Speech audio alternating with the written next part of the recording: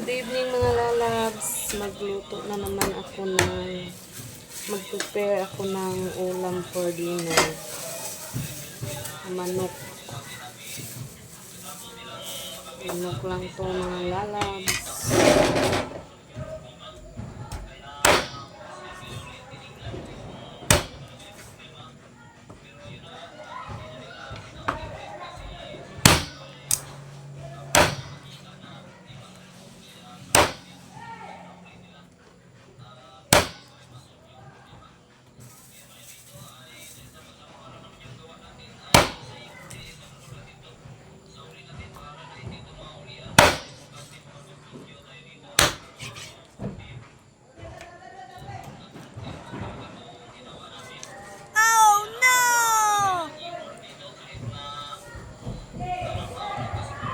Luto na naman ako ng ulam for tonight. Iwain ko muna tong kaning manok, chicken legs at chicken wings. At lagyan ko pa din ng haluan ko siya ng Baguio beans.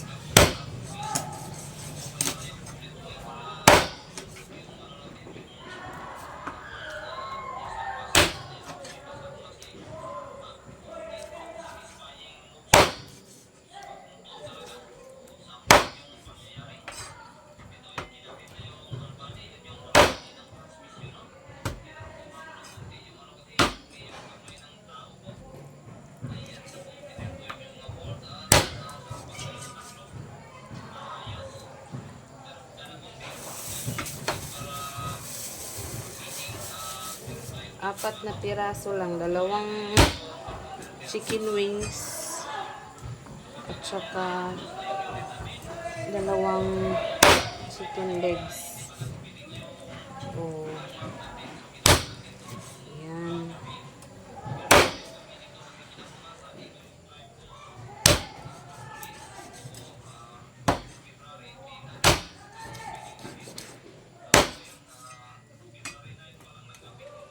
Ito lang oh. Tsaka hugasan muna natin ng maayos at i-marinate.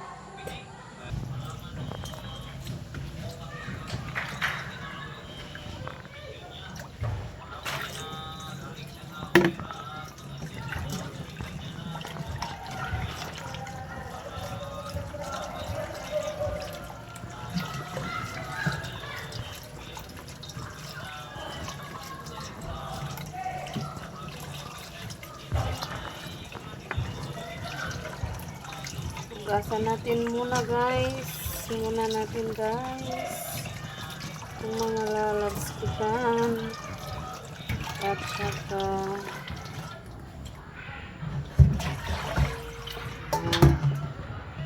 marinate natin siya. Lagyan ng magic sarap. Konti lang magic sarap. Ayan. At kunting paminta. Wow!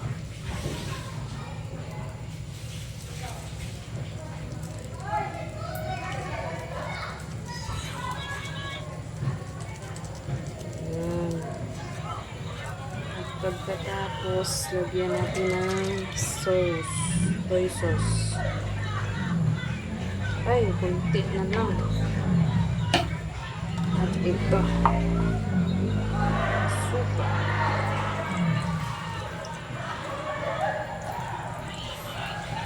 Ayan.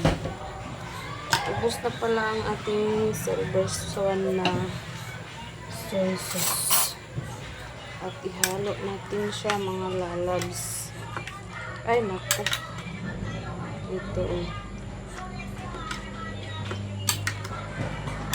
At dito lang muna siya ng ilang minuto kasi maghanda pa ako ng mga sangkap nito. O, diba? Ito mga lalabs ang ating sangkap. O. Meron tayong onion. Babalatan muna natin ang ating onion.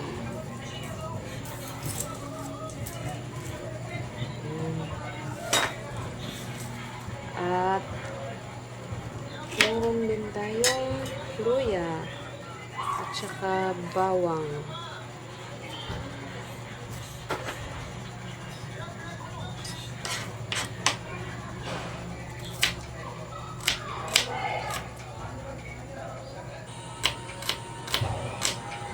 Diba?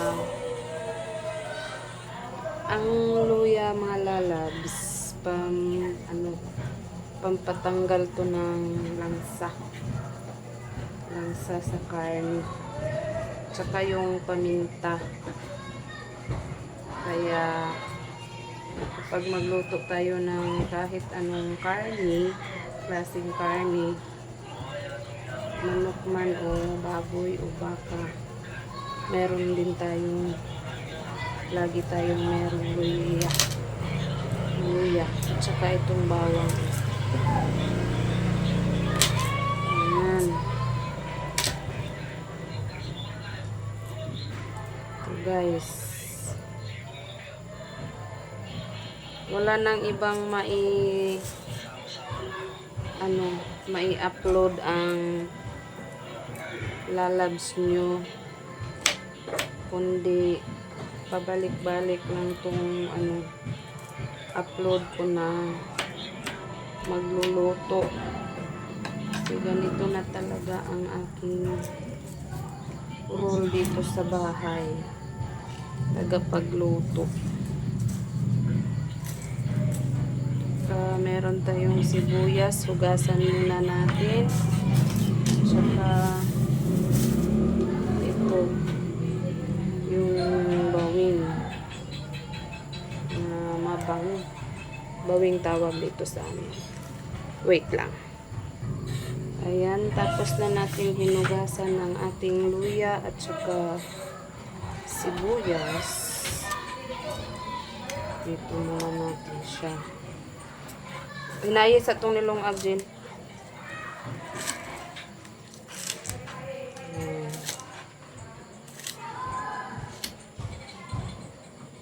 Sibuyas at saka bawing. Ito. At itong bawang at saka onion. At ang luya. Ayan guys. Ganito na talaga ang buhay nanay. At meron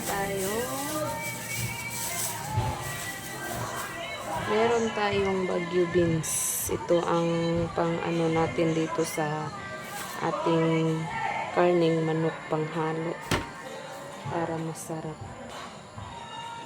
Kunan muna natin siya ng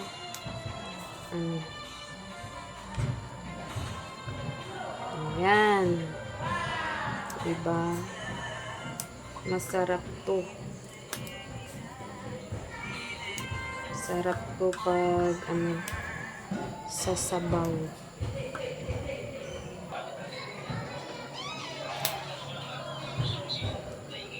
Ito. Ano ba tawag nito sa Tagalog? Mga lalabs. Dito sa amin, Baguio beans. Hindi na to siya i-slice. Ganito lang. Oh, ganito lang.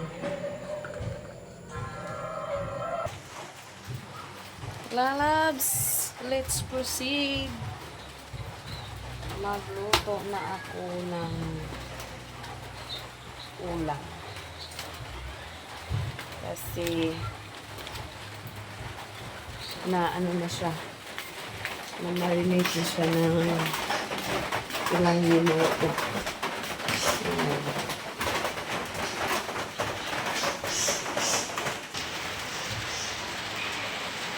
Guys, magluluto na. Wow!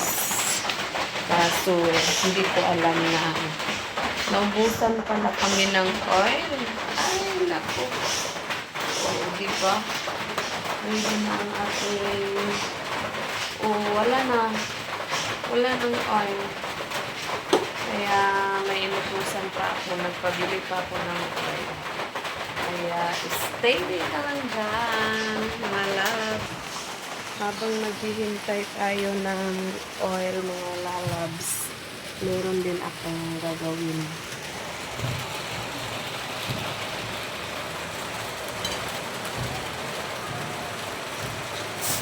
Mag-prepare din ako ng shake. Nag-shake ako ng pipino at saka lettuce. Ayan. At haluan ko ng saging. Wow! Para mas matamis. Oh, diba? Hugasan ko muna to. Huhugasan ko muna to, mga lalabs. Okay, tapos na natin hinugasan ng ating lettuce. Oh, diba?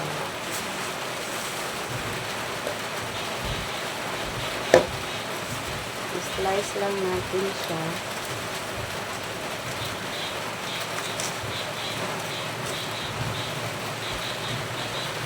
Gawin ko siyang shake. I-slice lang siya ng maliit. Yan.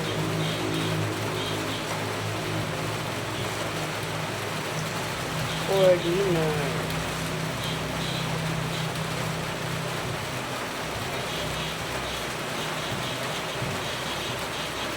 Ayan natin siya dito sa ating maliit na shaker. Tsaka itong pipino.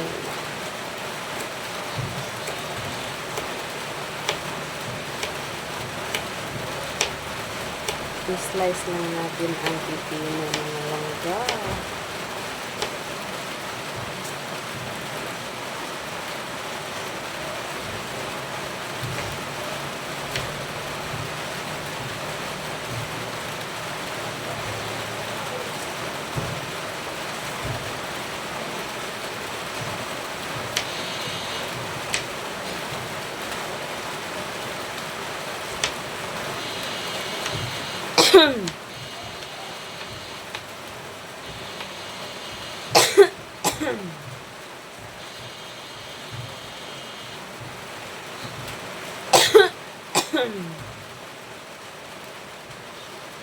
Ubo lang tayo.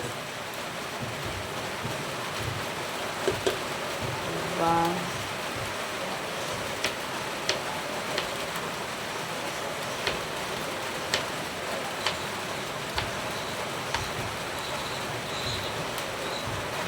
Haluan natin ng saging.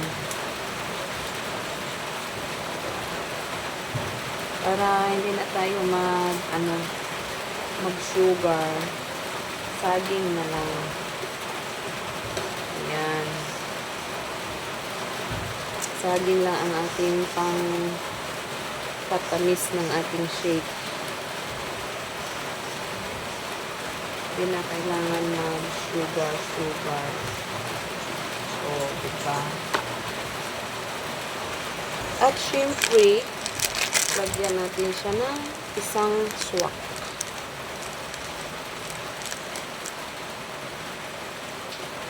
Ayan. Ihalo lang natin siya dito. Swak na beurre brand lang. Hindi na kailangan mag-condense. Kasi masarap na to kasi meron na siyang banana. At lagyan natin ng cold water. Ayan.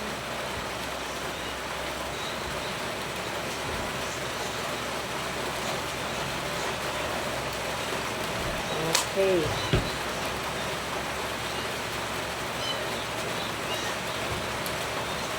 Ganyan lang kasimple ang ating shake for tonight. At saka, takpan natin. Ganito lang ang blade niya, oh. Ganito. Ganyan. Oh. Hindi pa nakarating yung inutusan natin na bumili ng oil para makaluto na ako ng ulam. Nakarating na pala ang oil, kaya mamaya ko muna to i-shake. Lulutuin ko muna yung ulam. Ay, napakahirap pala. Kaya ito na, magluto na tayo ng ating ulam.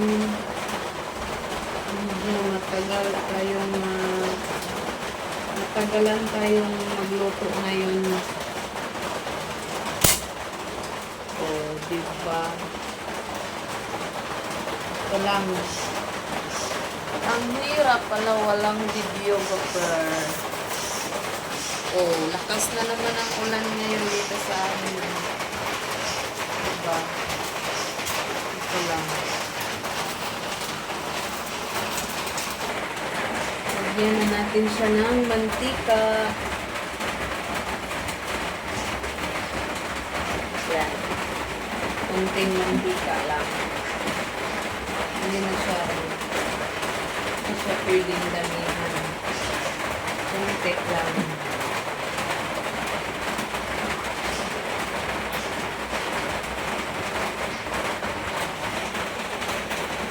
At ito na ang ating bawang at saka luya at onion.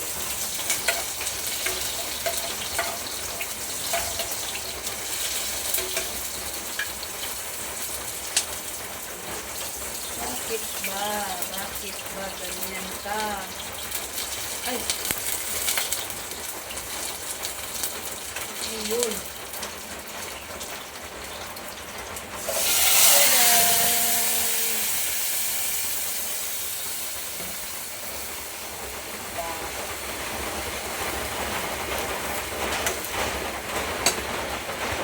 Mikos-mikos natin yan. Kaya wait lang kayo dyan. Mag-wait lang kayo dyan. Hayaan muna natin dyan ng ilang minuto. Balik na naman tayo doon sa ating shake. O, diba?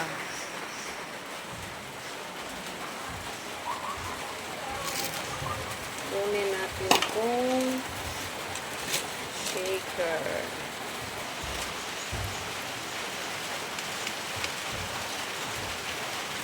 Ito na ang ating shaker. At dito tayo mag-shake kasi wala tayong ibang outlet. Ayan.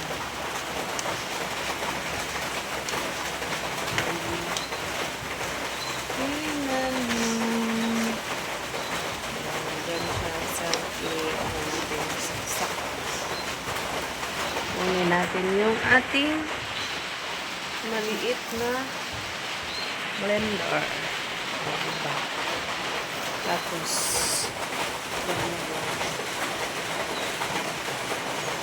wow!